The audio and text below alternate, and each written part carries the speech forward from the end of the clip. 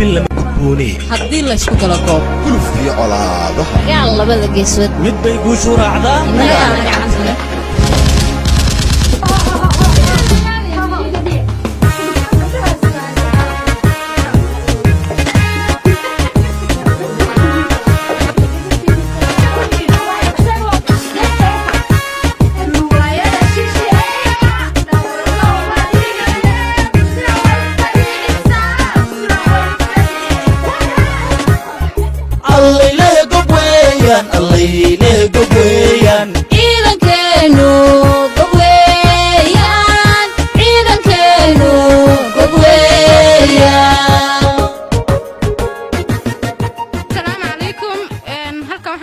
dhammaan umada reer Puntland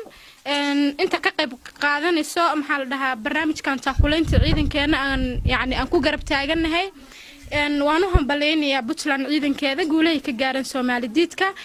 waxaan u diyaarinaynaa sahadii waxaan rajaynaynaa ugu yaraan caynaba in tagaan ama burca insha Allah anagoo gudanayna waajibaad dastuuri ah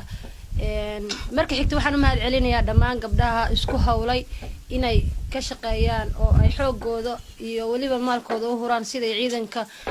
sahay u gaarsiin lahaayeen maanta waa wajigii koowaad aan ka sameynayno sabaayad iyo caano iyo timir insha Allah wajiga labaad waxaan rajaynaynaa inaan geel baa noo xiran aan u qalno ciidanka ilaa ciidanku waajibaadkooda gutana waan wadaynaa dadaalka hadaan nahay shacabka u kacay taakulaynta ciidanka midda kale aan rabo inaan fursadan kaga faa'iideysto waxa weeyaan shacabka reer Puntland nin la sugayo maxaa sugaysaa baan dhihi lahaa waan guubaabinayaa ciidankayga waxaan ahay garabkooda waxaan isku dayaynaa inaan sahaydiina soo gaarsiino insha Allah waxaan rajaynaynaa Puntland ciidankeeda guul insha Allah iyo inaad guulaysataan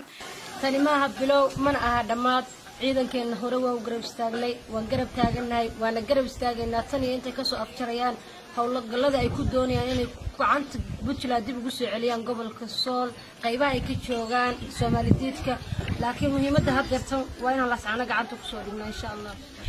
waxaan leeyahay oo kale qof kasta oo ama cid kasta oo duulaan ku ajiritaanka Puntland oo ku soo xadgudubta dawladeeda